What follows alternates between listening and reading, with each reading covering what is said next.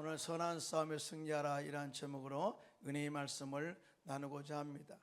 신앙생활에서 중요한 것은 우리가 믿음의 선한 싸움을 싸워 이긴 후에 하나님 앞에 서는 날 상급을 기대하는 삶이라 해도 절대 틀리지 않습니다. 사도 바울은 디모데후서 4장 7절로 8절에 이렇게 선포하고 있는데요.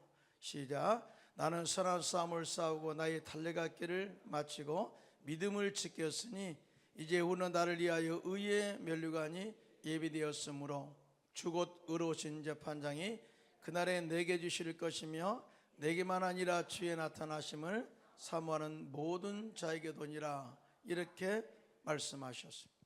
사도 바울은 믿음의 선한 싸움에서 승리는 자신뿐만 승리하는 것이 아니라 모든 그리스도인들이 쟁취해야 할 사명임을 선포한 것입니다. 그래서 오늘 본문에 사도 바울은 에베소 교회에서 목회자로 사역하고 있는 디모데에게 너는 믿음의 선한 싸움을 싸워 이기라고 말씀한 것이에요. 오늘날 마귀는 우는 사자와 같이 삼켜를 자를 찾아 우리들을 유혹하여 믿음에서 떠나 영적으로 실패하기를 원하고 있지만 이럴 때일수록 우리들은 근신하여 영적으로 깨어 기도하고 마귀의 진을 파하고 선한 싸움에서 반드시 승리를 이루시기를 예수님의 이름으로 축원합니다. 자, 그러면 선한 싸움에서 승리할 수 있는 비결은 무엇일까요? 첫째로 전에 지도한 예언을 따라 그것으로 선한 싸움을 싸우라 이렇게 말씀을 하고 있어요. 오늘 보면 디모데전서 1장 18절인데요. 시작. 아들 디모데야 내가 내게 이 교훈으로서 명하노니 전에 너를 지도한 예언을 따라 그것으로 선한 싸움을 싸우며 이렇게 권면의 말씀을 하고 있거든요. 2년 전 러시아가 우크라이나를 공격함으로써 시작된 전쟁은 2년이 지났어요. 그래도 아직도 전쟁은 계속되고 있는 것을 보게 됩니다. 또한 작년 10월 하마스 공격으로 시작된 이스라엘과 하마스 전쟁은 8개월이 지났는데 언제 전쟁이 끝날지도 모르는 그런 환경 가운데 있죠. 요즘은 전쟁 형태도 다양해져서 탱크나 포 공격으로 공격하는 것보다는요 드론 공격이 다양화되어서 적의 심장부를 타격하기도 하고 값비싼 적의 장비를 순식간에 무력화하기도 하고 있습니다. 최근에는 GPS 거란 전파를 이용하여 유도장치를 통해서 정밀 타격을 하고자 하는 무기들을 무력화하기도 합니다. 이와 같이 세상의 전쟁은 여러 가지 다양한 무기를 가지고 적들을 무력화하여 영토를 하창하고 세력을 구축하는 것이지만 이 전쟁에서 승리를 위하여 보이지 않는 전파 교란 전쟁이 더 치열하게 싸우고 있는 것을 우리는 볼 수 있다 그 말이죠. 여러분 신앙생활의 영적 전쟁에서도 마찬가지예요. 자, 우리가 여러 가지 시험과 고난을 이겨내고 믿음의 승리를 이루어서 주님 앞에 서는 날 상급을 기대하는 것은 눈에 보이는 영적인 목표입니다. 하지만 이 상급을 기대하고 바라는 승리의 결과를 위하여 우리는 보이지 않는 영적 세계에서 믿음의 선한 싸움을 싸워 이겨야만 쟁취할 수가 있다는 사실 믿으시면 손들고 아멘 하시기 바랍니다. 그래서 사도 바울은 믿음의 아들 디모데에게 선한 싸움에서 반드시 승리할 것을 말씀한 거예요. 여기서 말하는 선한 싸움이란 헬라어로 칼레 스트라데이아이라는 단어인데요. 이 단어의 뜻은 영적으로 선한 목적을 가진 전쟁으로서 성도가 자신의 온전한 구원을 이루는 싸움이다 라고 말씀을 하고 있어요. 다시 말해서 우리가 구원을 온전히 이루기 위해서는 선한 싸움에서 반드시 이겨야 된다라고 하는 메시지를 주고 있고요. 또한 선한 싸움이란 하나님의 영광을 위하여 마귀와 싸워 반드시 이겨야 하는 영적 전쟁이다라고 정의를 하고 있어요. 다시 말해서 우리는 선한 싸움에서 이겨야 구원받을 수가 있고 선한 싸움에서 이겨야만이 하나님의 영광을 드러낼 수가 있다. 여러분 믿으시면 아멘. 자, 그런데 사도 바울은 이 믿음의 선한 싸움에서 반드시 이겨 승리하는 방법이 있는데 전에 너를 지도한 예언을 따라 선한 싸움을 싸우라 이렇게 말씀한 거예요. 그러면 여기서 예언은 뭐냐? 헬라어로 프로페테이아스라는 단어인데요, 이것은 성령을 통하여 하나님의 뜻을 선포한 말, 한마디로 살아있는 생명의 말씀, 내 인생에 있어서 믿음에 있어서 강력하게 나를 보존하고 지키는 하나님의 생명의 말씀을 따라, 이런 의미가 있어요. 여러분 우리가 하나님 말씀을 많이 듣잖아요. 근데 이 말씀이 살아 생명력이 없으면 절대적으로 우리가 마귀와의 영적 전쟁에서 승리할 수가 없다. 그래서 성령을 통한 하나님의 말씀의 레마, 그 말씀의 능력으로 마귀를 대적해라 라고 말씀을 하고 있어요. 또 뿐만 아니라 이 예언이라는 것은 또 다른 의미가 있는데 하나님 말씀의 영적 권위를 둔다. 다시 말해서 하나님 말씀의 위대한 영적 권위를 가지고 마귀를 대적하고 또 마귀와 싸워서 승리하라 라고 이렇게 말씀을 하고 있어요. 이것 또 다른 의미는 뭐냐면은, 여러분 영적 싸움에서는 절대 인본주의나 세상적인 지식이나 경험으로 선한 싸움을 싸우는 것이 아니라 성령의 능력을 통해서 각자에게 주어진 확실한 말씀을 가지고, 말씀의 권위를 가지고 싸울 때만이 가능하다. 여러분 믿으시면 아멘.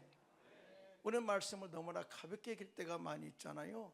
그러나 이제부터는 그러지 말라는 거예요. 디모데가 사역했던 에베소 교회는 당시 헬라 철학의 영주주의가 활발하게 활동을 펼치고 있었습니다. 여러분 헬라 철학의 영주주의는 이원론 사상을 말하는데 모든 사물을 두 가지 원리를 가지고 판단하는 이론을 말합니다. 여러분 아시다시피 성경적 관점에서 우리 몸의 구성을 영과 혼과 육으로 되어 있다고 정의를 하고 있어요. 그런데 그들은, 영지주의자들은 인간은 영과 육으로만 되어 있다고 그렇게 가르칩니다. 자, 이러한 헬라 철학의 이원론 사상에 빠져 있던 사람들이 두 종교 이단을 만들었는데, 하나는 금욕주의 이단이고 또 다른 하나는 쾌락주의 이단이었습니다. 금욕주의 이단들은 우리 인간은 육체의 욕구를 억제해야 온전한 구원을 얻을 수 있다고 주장을 했어요. 그래서 이단들은 행위 구원을 강조합니다. 다시 말해서 음식을 우리가 먹지 말라는 음식을 먹지 않아야 되고, 율법으로 통제했고요, 심지어 가정생활도 통제했고요, 부부생활도 통제하기에 이르렀어요. 자, 그러나 하나님은 우리의 모든 삶에서 음식을 제한함으로 구원받는다는 그런 우리에게 그런 진리를 제시한 적이 없어요.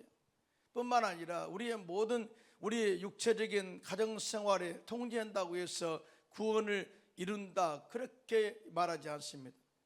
고린도전서 10장 31절에 보니까, 그러므로 너희는 무엇을 먹든지 무엇을 마든지 무엇을 하든지 다 하나님의 영광을 위하여 하라. 할렐루야. 다시 말해서 우리의 삶의 목적을 가지고 무엇을 먹든지 마시든지 하는 것이 신앙생활, 즉 구원받은 자들의 삶이라는 사실을 가르쳐주고 있어요. 다시 말해서 율법으로 우리를 제한한다고 절대 우리가 구원받은 것이 아니다. 뿐만 아니라 실적으로 영적인 것만 가지고 우리가 추구한다고 해서 절대 구원받는 것이 아니다 라는 것을 이야기를 하고 있어요. 반대로 쾌락주의 이단은요, 육체는 원래부터 악한 것이기 때문에 타락할 수밖에 없다고 주장합니다. 그러므로 육체는 타락과 방탕의 도구가 되더라도 오직 영혼만 구원받으면 된다는 잘못된 교리를 만들어서 사람들을 방탕과 타락으로 이끌어 갔어요. 이와 같이 성도들을 유혹하여 금욕과 쾌락으로 이끌어가는 이단들과 선한 싸움에서 승리하게 하여 네가 안수받을 때 장로에서 안수받을 때 성령을 통해서 받은 예언의 말씀의 은사와 하나님 말씀의 권위를 가지고 담대하게 이들과 맞서 싸워 승리하라. 다시 말해서 영원히 변하지 않는 진리로 싸워라, 그 말이거든요. 여러분 믿으시면 아멘. 진리는 절대 변하지 않아요. 여러분, 하나님 말씀이 진리입니다. 할렐루야. 하나님이 진리고요, 예수님이 진리고요, 성령님이 진리고요, 그 다음에 예수 그리스도의 십자가의 은혜와 능력이 진리입니다. 할렐루야. 구원의 진리는 바뀌지 않아요. 자, 그러므로 우리는 절대 마귀가 공격할 때 말씀을 떠나지 마시고요, 정말 이 말씀의 권위를 가지고 마귀와 맞서 승리하시기를 예수님의 이름으로 축원합니다. 여러분, 영적 싸움에서 말씀으로 승리의 본을 보이신 분은 바로 예수님이시죠. 예수님께서는 공생애를 시작하기 전에 성령에 이끌려서 광야에 나가 그곳에서 40주야를 금식하시고 마귀에게 시험을 받으셨어요. 여러분, 하나님의 아들 예수님이 성령에 이끌려 광야로 나갔어요. 그리고 40주야를 금식한 이후에 마귀에게 시험 받았어요. 여러분, 예수님도 마귀에게 시험 받아요. 하물며 마귀는 우리에게 다가와 시험하지 않겠습니까? 근데 이 마귀는 금식하고 배고프신 예수님께 그렇게 말합니다. 돌을 명하여 떡을 만들어 먹어보아라. 그때 예수님께서는 마태복음 4장 4절에 시작, 예수께서 대답하여 이르시되 기록되었을 때 사람이 떡으로만 살 것이 아니요 하나님의 입으로부터 나오는 모든 말씀으로 살 것이라 하였느니라. 말씀으로 우리는 살아가는 거야. 말씀의 능력으로만이 우리의 모든 만족을 채우는 거야. 우리의 허기진 영적인 갈증은 오직 말씀으로 말미암아 다는 거야 라고 이 강력하게 이 육체의 허기를 말씀으로 물리쳤어.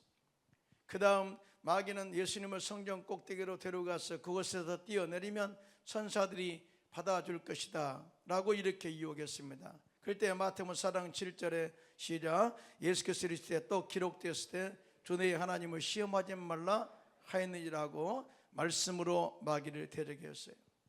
그러자 마귀는 예수님을 데리고 지극히 높은 산으로 데리고 가서 천하만국과 그 영광을 보여주며 말하기를, 만일 네가 엎드려 나에게 경배하면 이 모든 것을 너에게 주리라. 이것은 우리의 주체를 바꾸는 거거든요.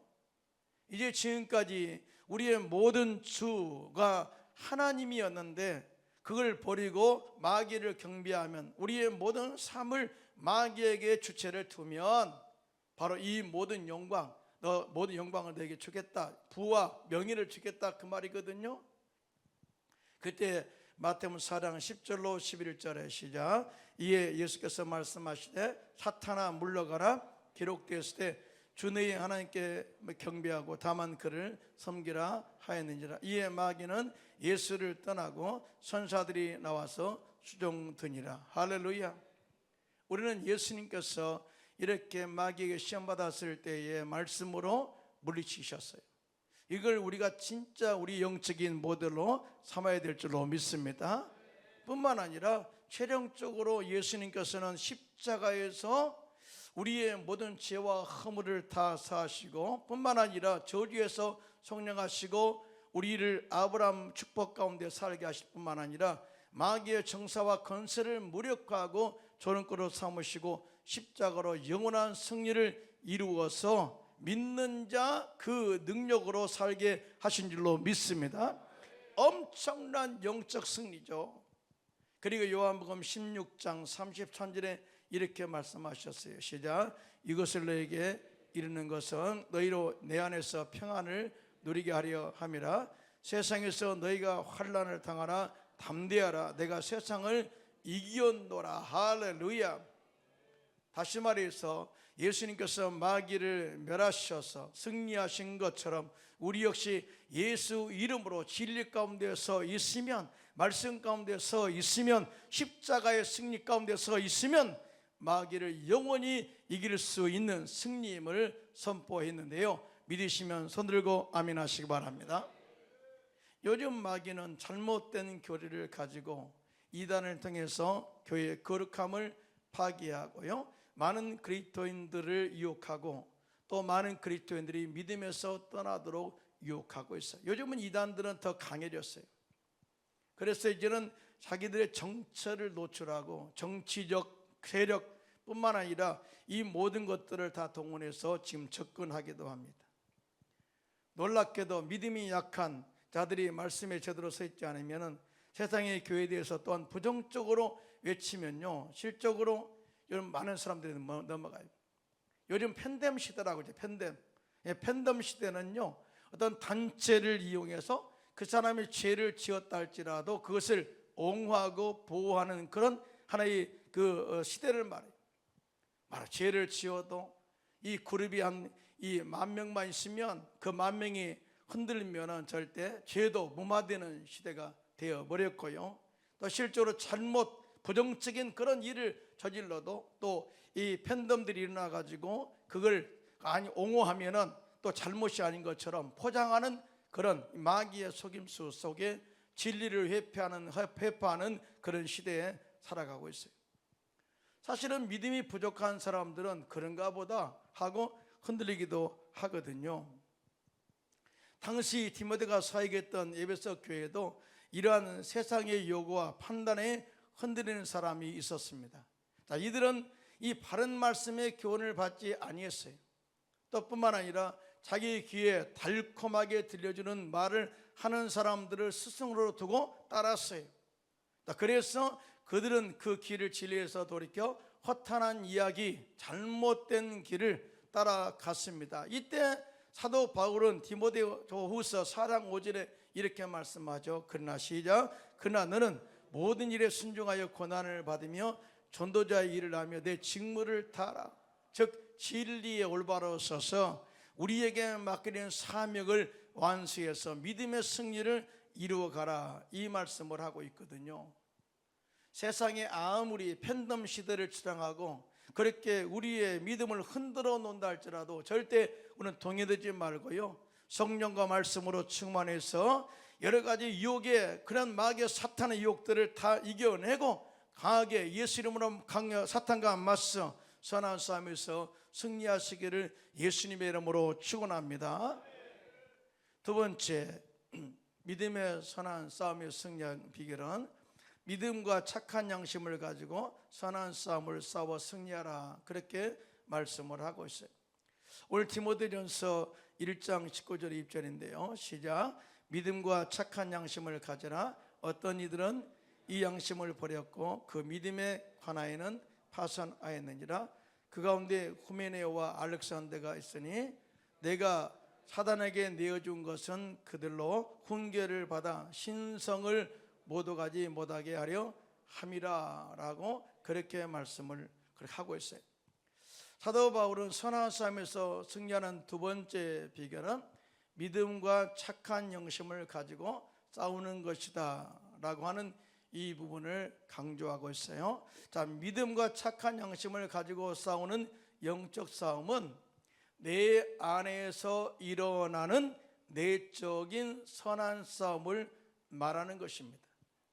한마디로 내가 믿음이 무너지면, 내 안에 신앙의 기초가 무너지면 그 사람은 절대 영적 싸움에서 승리할 수가 없다. 뿐만 아니라 양심의 화인말이어서 양심의 센서가 작동하지 않으면 절대 마귀의 공격에서 우리는 절대 당할 수밖에 없다. 이 말을 강조해서 이렇게 이야기를 한 거예요. 여러분, 믿음은 헬라어로 피스테스인데요, 이 믿음은 우리들을 구원으로 인도하는 통로이기도 하죠. 믿으시면 하면 믿음으로 우리는 구원받아요. 또 믿음은 기적을 일으키고 하나님을 기쁘시게 할 수가 있고요, 하나님의 응답을 체험하는 능력이 바로 믿음입니다. 할렐루야. 또한 믿음은 하나님의 전신갑주로서 끊임없이 쏘아대는 사단의 불화살을 막아내는 방패이기도 하죠. 자, 사탄의 공격으로 믿음의 방어선이 무너지면 신앙도 무너지기 때문에 사도 바울은 끊임없이 쏘아대는 사단의 불화살을 막기 위해서 믿음의 방패를 가지고 싸우라, 이렇게 말씀을 하고 있어요. 여러분, 믿음의 방어선이 무너지지 않게 해서는 우리들은 성령과 말씀으로 충만하고 예배에 집중해야 될 줄로 믿습니다. 그리고 예배를 통한 하나님의 말씀과 은혜를 사모해야 돼. 단순히 예배를 드는 것이 아니라 그 말씀이 나에게 은혜가 되기를 원합니다. 내 목마른 영혼의 생수가 되기를 원합니다. 나 은혜를 채워달라고 하는 간절함이 있어야 된다라는 거예요. 그래서 시편 기자는 시편 107편 9절에 시작, 그가 사모하는 영혼에게 만족을 주시며 줄인 영혼에게 좋은 것으로 채워 주심이로다 라고 선포를 하고 있어요. 여러분, 가끔 여러분들이 이렇게 야생 새들이 아래에서 부화한 그 새끼들을 키울 때 벌레나 어떤 이렇게 곤충을 물고 와서 이렇게 먹이를 주는 모습을 보셨을 거예요. 그런데 그 새끼들 가운데서도 입을 쫙쫙쫙 벌리면서 더 어미에 가까이 가가지고 입을 벌리는 그 새끼에게 꼭 먹이를 주더라고.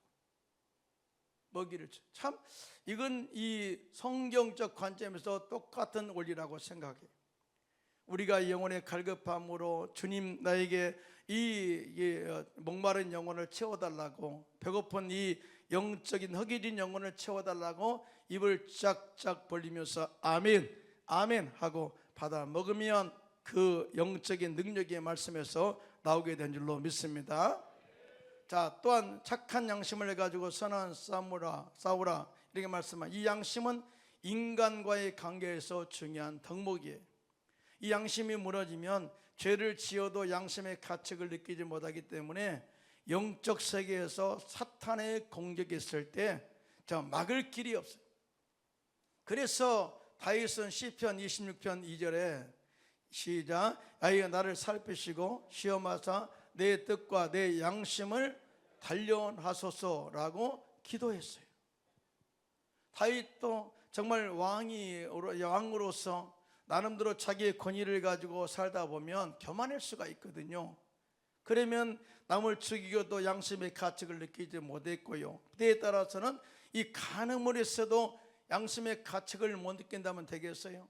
그런데 다행히도 살인죄와 간음죄를 지었을 때 사무엘 선지자가 지적했어요. 나는 선지자가 지적했어요. 그때 그가 회개하고 다시 주님의 품으로 돌아오는 것은 아직도 양심이 살아있어 회개의 은혜를 주신 결과인 줄로 믿습니다. 그런데 양심이 하인 맞아버리면 자기가 잘못해도 잘못한 것을 모른다는 것.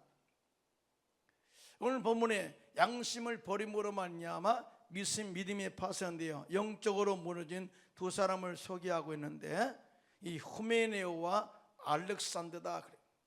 자, 이들은 처음부터 믿음이 좋았어요. 처음에는 믿음이 좋았어요. 그런데 어느 순간에 영적으로 타락했고요, 또 양심을 버렸고요. 자, 이 양심에서 이렇게 버려지니까 믿음에서 떠나도 절대 그 마음속에 대한 후회가 없는, 오히려 예수 믿는 자들을 이렇게 공격하는 자세로 돌변했다는 것. 여러분 그러잖아요. 예수를 아예 처음부터 모르고 안 믿는 사람 전도하기가 쉬운데, 예수 믿었다가 타락한 사람들을 전도하면 오히려 아는 체하고요, 오히려 교회를 더 강하게 박해하는 경우가 많이 있는데, 이 후메네오와 알렉산더가 그런 종류. 후메네오는요, 디모데후서 2장 17절로 18절에 보면 부활이 이미 지나갔다고 주장하여 성도들을 혼란에 빠뜨린 사람이었습니다. 이거는 다시 말해서 이 종파에 대한 교리를 다시 끄집어 온 거예요. 사실은 우리는 부활 생명의 은혜를 소망하면서 살고 있죠. 믿으시면 아멘. 그것이 없다면 우리처럼 불쌍한 자가 없다고 분명히 사도 바울은 가르쳤는데, 후메네오가 이건 역으로 가르쳐서 이미 부활은 끝났다라고 그렇게 했다면요, 오히려 얼마나 성도들의 신앙을 혼돈케 했겠습니까? 그래서 아주 악한 자였다. 이 진리를 벗어나게 하고 구원의 가치를 알지 못하도록 그렇게 흐리게 만든 자가 후메네, 이 더 악한 놈이죠. 아주. 그 다음에 알렉산더는요, 사도행전 19장 33절과 디모데서 4장 16절에 등장하는데, 이 사람은 구리 세공업자로서 이 바울의 전도로 인해서 에베소에서 정말 이 큰 소동이 일어났어요. 자, 그때 이 아담의 신상을 은으로 만들어서 팔았던 은장색과 그런 모든 사람들이 그게 아담이요 외칠 때 이 연극장이 온통 그 함성으로 가득 찼다고 그랬어요. 그때 이 알렉산더가 연극장 안에서 유대인들의 추천을 받아서 바울에 대해서 부정적인 발언을 하려다가 제지당한 자예요. 아니, 바울의 제자로서 정말 믿음의 은혜를 체험한 사람이 아니에요. 그런데 그가 배신하고 바울에 대해서 부정적인 말을 하려다가 저지당한 자, 사도 바울은 이런 사람들을 양심에 화인 맞은 자들이다 라고 말합니다. 디모데후서 4장 1절로 2절 함께 합독해 시작. 그러나 성령이 밝히 말씀하시기를 후일에 어떤 사람들이 믿음에서 떠나 유혹하는 영과 귀신의 가르침을 따르라 하여 사셨으니 자기 양심이 화인을 맞아 외식함으로 거짓말하는 자들이라 라고 그렇게 말씀을 하고 경고했어요. 다시 말해서 누구도 이런 그런 사단의 공격에 정말 우리가 자유로울 수가 없다. 절대 우리는 노출되어 있다. 그러므로 우리 역시 믿음을 지키고 양심에 화인 맞지 않도록 날마다 우리가 지켜내고 경계해야 될 줄로 믿습니다. 자, 이 두 사람의 특색이 무엇이냐? 후메네오는 말씀에 대한 지식이 부족한 사람이, 말씀에 대한 지식. 알렉산더는 군중이 외치는 군중 심리에 현혹되어서 믿음을 버린 자, 조준 같으면은 팬덤 정치에 현혹된 자. 그래서 로마서 10장 19절에 그렇게 말합니다. 시작. 그러므로 믿음은 들으면서 나며 들음은 그리스도의 말씀으로 말미암느니라. 이렇게 말씀했어요. 이와 같이 말씀을 듣는 것을 등한히 하면 영적으로 무지한 자가 되는 것이고, 믿음의 중심이 약화해서 군중심리에 흔들리게 된다라고 우리가 경고의 말씀을 받아야 됩니다. 사도 바울은 이 두 사람을 사탄에게 내어주어 그들의 잘못된 말로 인하여 하나님을 모독하지 못하게 했고요, 성도들을 유혹하지 못하도록 했다라고 그렇게 영적 경계와 더불어 영적 싸움에서 그들을 무력화했다 하는 것을 말씀을 하고 있어요. 믿음의 선한 싸움은 우리의 눈에 보이지 않습니다. 마치 GPS의 교란을 통해서 또 상대방의 적들의 모든 장기, 통신 장비나 공격 무기를 무력화하는 것처럼 말이죠. 지금도 이 세상의 통치자들과 권세들을 사탄은 이용해서 여러 모양으로 그들의 세력을 구축하여 보이지 않는 영적 세계에서, 영역에서 큰 영향을 행사하고 있음을 보게 됩니다.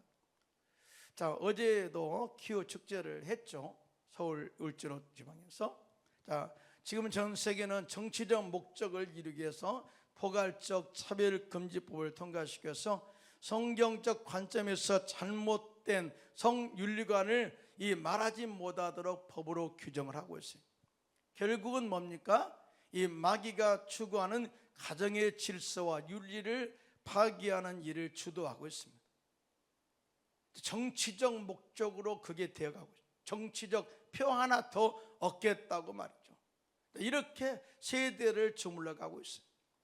심지어 학교에서, 초등학교에서 성윤리를 내가 성을 정할 수 있다고 가르치잖아요. 그래서 실제로 영국이나 미국 여러 주에서는 이 차별금지법이 통과되어서 사용했는데요, 이 거룩한 삶을 살고자 결단한 그리스도인들이 도리어 역차별, 인권 침해를 받고 있는 것이 현실입니다. 소수 인권을 보호하는 미명 아래 차별금지법을 만들었는데 오히려 다수의 인격이 유린당하고 공격을 당하는 그런 상태가 되어버렸다 그 말이죠. 우리들은 항상 성령과 말씀으로 충만해서 말씀 중심과 기도로 이 포괄적 차별금지법이 통과되지 않도록 선한 싸움에서 반드시 싸워 이겨내야 될 줄로 믿습니다. 그런데 이 선한 싸움은 한 번으로 일시적으로 끝나는 것이 아니라 계속해서 평생 싸워 이겨내는 영적 싸움이기도 합니다. 우리는 이 선한 싸움에서 승리하기 위해서는 성령과 말씀으로 재충만해야 될 줄로 믿습니다. 그리고 착한 양심과 믿음의 인내를 가지고 무시로 성령 안에서 기도와 간구로 마귀의 모든 괴계를 묶어버리고 믿음의 선한 싸움에서 영원한 승리를 이루어서 주님 앞에 서는 날 승리에 합당한 상급을 기대하며 사는 저와 여러분 되시기를 예수님의 이름으로 축원합니다.